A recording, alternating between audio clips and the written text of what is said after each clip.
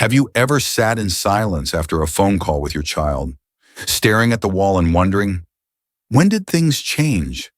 Maybe they used to ask for your advice, lean on your wisdom, include you in their lives, and now it feels like you're just an afterthought. Maybe they interrupt you when you speak, roll their eyes, talk to you like you're fragile or irrelevant, or perhaps they don't speak much at all anymore. If you've ever felt disrespected, dismissed, or even invisible in your own family, I want you to know you are not alone. And more importantly, there's nothing wrong with you. Growing older brings incredible wisdom, experience, and depth, but it also brings a strange shift in family dynamics. Sometimes, the very children we raise start treating us like we've lost our value, not out of malice, but out of misunderstanding. They forget we're still growing, still thinking, still feeling. They forget we're still the same person who guided them through life, loved them through every storm, and showed up again and again when it wasn't easy. That change can be painful. And if you felt it, if you felt ignored, patronized, or treated like you don't matter anymore, this video is for you. Because while we can't control how others behave, we can control how we respond. We can make small but powerful choices that restore our dignity, set healthy boundaries, and remind our children that respect is not optional. It's the foundation of love. In this video, we're going to gently walk through 6 deeply human ways to regain that respect, not through confrontation or guilt, but through quiet strength, clarity, and presence. And it starts, truly, with one powerful idea: how you see yourself. Because whether we realize it or not, people often reflect back to us how we present ourselves. If we see ourselves as weak, irrelevant, or burdensome, they may consciously or not begin to treat us that way. That's why the very first step is reclaiming your own inner sense of worth. You are not a burden. You are a blessing. I want you to sit with that for a moment. You've lived through decades of change, of hardship, of triumph. You've endured heartbreaks, carried others through theirs, and likely sacrificed more than you ever gave yourself credit for. Your voice has value. Your presence still matters. And when you believe that, when you start acting from that deep, quiet confidence, it changes how people respond to you.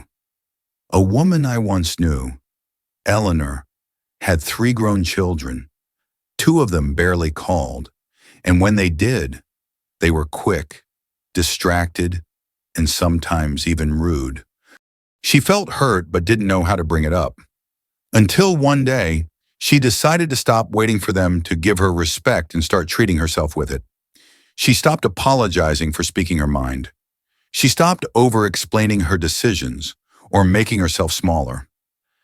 She started doing more of what made her feel alive: gardening, volunteering, even starting a book club with her neighbors. And slowly, her children began to notice. They started calling more often, asking her for advice again, treating her like a full person instead of a background character. Why? Because when Eleanor began respecting herself again, the world around her adjusted. That brings us naturally into the next point: setting boundaries without anger. One of the most difficult things we face as parents, especially as aging parents, is learning how to say no without guilt. How to say, "That's not okay with me," or "I deserve to be spoken to with kindness," without turning it into a fight. You can love someone deeply and still expect them to treat you with decency. In fact, real love includes that expectation. If your child speaks to you in a way that's hurtful, you have every right to say something like, "I love you, and I want to have a good relationship, but I don't appreciate being spoken to that way.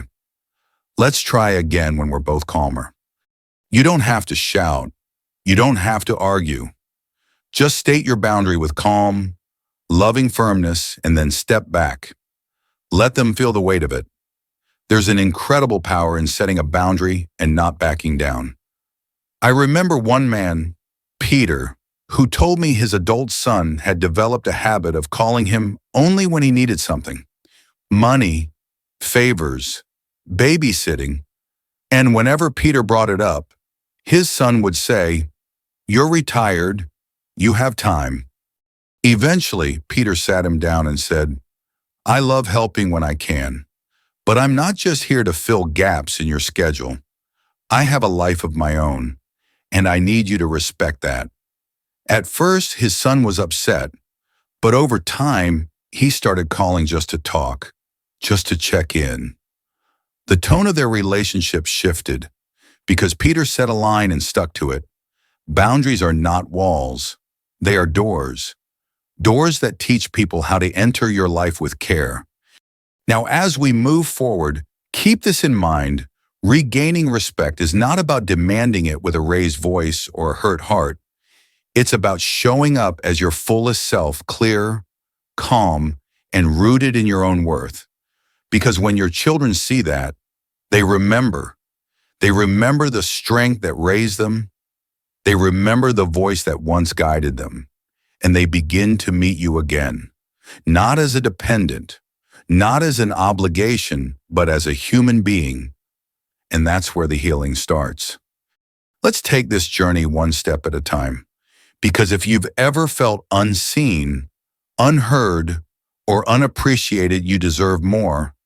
And there is a way forward, filled with dignity, grace, and yes, respect. And as you step into that place of calm strength, another key begins to unlock your communication. Because sometimes the way we speak to our children can either open the door to connection or quietly build walls between us.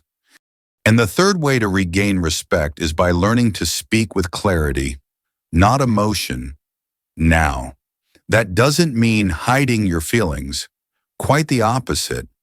But clarity means getting to the heart of what you want to say without guilt, without pleading, and without blame. It's easy to fall into patterns of talking around what we truly feel using hints, sarcasm, or silence to express hurt. But those things rarely lead to real understanding. What does speaking from the heart simply and directly? If your child forgets your birthday, doesn't return your calls, or treats you like your opinions don't matter, you have every right to say something like, "I feel hurt when I'm not included. I want to feel valued, and I miss the closeness we used to have." That's not an attack, it's an invitation. It shows vulnerability without weakness. There's power in naming what you feel. There's grace in doing it with kindness. I once met a woman named Nora. She was 68 and had 2 adult daughters. One of them, in particular, had developed a habit of dismissing everything Nora said. If Nora offered advice and the daughter rolled her eyes, if she shared a memory, it was brushed aside with a, "We've heard this already." Nora stayed quiet for years because she didn't want to cause tension. But that silence started eating away at her self-worth. One day, with a trembling voice but steady heart, she said during a family lunch, "When you speak to me that way, I feel like I'm not respected. I may be older, but I'm still your mother. I still deserve kindness." It was quiet, it was honest, and it shifted something. Her daughter looked surprised, embarrassed, even, but she apologized. And though their relationship didn't change overnight, it did begin to heal. You don't have to yell to be heard. You just have to be willing to say the truth out loud. But here's where things get tricky and where the fourth key comes in. Sometimes, even when you communicate clearly, the response isn't what you hope for. Maybe your child denies it. Maybe they dismiss your feelings again. Maybe they're too wrapped up in their own lives to even notice how their behavior affects you. And that's where patience becomes essential, not passive waiting, but active patience. Respect isn't always restored in a single conversation. Sometimes it takes time. It takes consistency. It takes showing up again and again with the same quiet strength, even when it feels like they're not paying attention, but they are. Trust me, they are. Think of a tree growing in the wind. It doesn't snap, it bends, and over time it becomes stronger at the roots. That's the kind of patience we're talking about. Not weakness, but quiet endurance. A gentleman I once knew, named Henry, spent nearly a year rebuilding his relationship with his son. After a falling out, his son barely spoke to him. When they did talk, it was brief, cold, and transactional. But Henry stayed steady. He didn't beg. He didn't lash out. He simply sent a message every few weeks, something short, warm, and sincere. Thinking of you. Hope you're doing well. Just saw your favorite movie on TV. Made me smile. He didn't expect anything back, but he kept the door open. After about 9 months, his son responded. Not with an apology, not with a flood of emotion, but with one small line. Thanks, Dad. It was a crack in the wall. And from there, the connection slowly rebuilt. Not because Henry pushed, but because he waited with grace. That kind of patience is rare, but it's powerful. And it brings us to the next important piece of the puzzle, reclaiming your own joy. This might sound unrelated to respect, but it's actually one of the most important parts. Because nothing commands more quiet respect than a person who lives with purpose. No matter who's watching, when children see that your life doesn't revolve around their approval, that you're still learning, still laughing, still growing, they begin to see you differently. Not as someone they can take for granted, but as someone they can admire again. If your world has gotten small, if you've stopped doing things that bring you joy, whether it's hobbies, friendships, travel, or even just walking in the park, start again. Not for them, but for you. Because when you light your own fire, people feel it. They're drawn to it. I remember a woman named Louise who always said she'd start painting again when her kids moved out. But once they did, life got busy in different ways. She became the on-call grandmother, the helper, the errand runner. Until one day, she decided to buy herself a canvas and some paints. No occasion, just because. She started painting again, one afternoon at a time. And something shifted. Her children started commenting on her artwork, asking her to paint something for their homes. Her grandchildren began painting alongside her. That spark returned, not because she asked for respect, but because she claimed her joy and they followed. Joy is magnetic. It doesn't demand attention. It earns it. So if you've been waiting for your children to call, to visit, to say thank you, try this instead. Live well. Do things that remind you of who you are. Let your days be filled with meaning again. And let that be its own quiet revolution. Because the truth is, when you respect your time, your voice, your energy, and your passions, others begin to do the same, and the dynamic begins to shift. Now, we've explored the deep inner work, your self-worth, your boundaries, your communication, your patience, and your joy. These are not small steps. They are transformational. Let's continue and explore one final, often forgotten way to restore the respect you deserve, and it might just be the most important one of all. Because sometimes the most powerful thing you can do to restore respect isn't about what you say or even what you do. It's about what you no longer carry. That brings us to the final and perhaps most transformative key to regaining respect, letting go of old wounds without letting go of yourself. As parents, we carry so much. The memories, the sacrifices, the choices we made, sometimes in fear, sometimes in love, sometimes because we just didn't know any better. And even when our children grow up, even when we try to do right by them, there are moments when the past still casts a long shadow. Maybe something happened years ago, a disagreement, a misunderstanding, an unspoken hurt, and it still lingers in the air when you're in the same room. They pull away, and you're left wondering if they'll ever see you for who you are now, not who you were then. But here's the truth: holding on to guilt, resentment, or regret won't bring your child closer. It won't change the past. And most of all, it won't invite respect. It keeps you trapped in an invisible loop where you're either trying to prove your worth or apologize for your existence. Letting go doesn't mean pretending nothing happened. It means you stop letting the pain define the relationship. You stop reacting from the wound and start responding from the wisdom you've earned. A woman named June once told me that for 20 years, her daughter had barely spoken to her beyond the basics. There had been harsh words exchanged when her daughter was young, and while June had apologized countless times, the distance never closed. It broke her heart, but one day she said something that changed everything. She looked her daughter in the eyes and said, "I've made peace with myself. I hope one day you will too. But whether you do or not, I'll still be here, living fully." That took courage. That took love without expectation. And over time, something softened. Her daughter started visiting again. They didn't rehash the past. They built something new, not perfect, but real. Sometimes, the only way to be respected is to stop chasing it and simply be it. Stand in who you are now, not the version your child still holds on to, but the person you continue to become.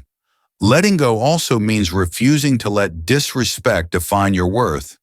If your children fail to acknowledge your value, that's a reflection of them, not of you. You do not become invisible because someone else stops seeing you. You remain whole, worthy, and deeply needed in this world, whether they see it yet or not. And when you live from that place, when you speak your truth, set healthy limits, show patience, and choose joy without apology, you create a space where real respect can grow. Not forced, not demanded, but earned, rediscovered, and renewed. Now, let's pause here for just a moment and take a breath. Because I know this hasn't been an easy conversation, these topics are heavy, especially when they touch our deepest relationships. But let me say this clearly: if your children have treated you with disregard, you are not to blame. You do not deserve to be spoken to with cruelty, and you are absolutely allowed to grieve that pain while also choosing to rise above it.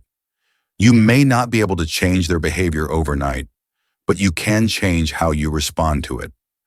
You can create a life where you're not waiting for respect. You're embodying it every day. So, to gently bring this all together, start by remembering your worth, your voice, your wisdom, your presence all still matter. Treat yourself as someone who deserves kindness, and others will follow your lead. Communicate with calm honesty. Say what you mean, but do it with grace. Don't hide behind silence, but don't let anger speak for you either. Be consistent with your boundaries. It's not unloving to expect decency. In fact, it's one of the deepest forms of love to teach others how to love you better. Practice patience not by waiting passively, but by standing firm with quiet dignity. Respect takes time, especially when old habits are involved. Reignite your own joy. Your life is not over because your children are grown. Find what lights you up again and pursue it fiercely. And finally, let go of old pain. You've done your best. Now it's time to make peace with the past, with their choices, and most of all, with yourself. You don't have to earn your child's love. You've already given them more than they'll ever fully understand. But you can earn back your place in their eyes, not by begging, but by being the grounded, wise, self-respecting person you were always meant to be. And whether they come around quickly, slowly, or not at all, you will still be you, whole, valuable, and deeply worthy of love. I'd love to hear your thoughts in the comments. Have you experienced this shift in your relationship with your children? What helped you navigate it with grace and strength? Your story could help someone else feel less alone. And if this video gave you something to think about or something to hold on to, give it a thumbs up and consider subscribing to this channel. Each week, we talk about the real-life issues that matter most after 60, your health, your mindset, your purpose, and your relationships. You've spent a lifetime giving to others. Now it's your time to receive, to be respected, yes, but also to feel proud of the person you've become, because you are still becoming every day. Here's to walking forward with your head high, your heart open, and your spirit at peace. Here's to living your best life with or without their validation. And here's to you stronger than you think, wiser than you know, and more worthy than you've been told lately. Take good care of yourself. You've earned it.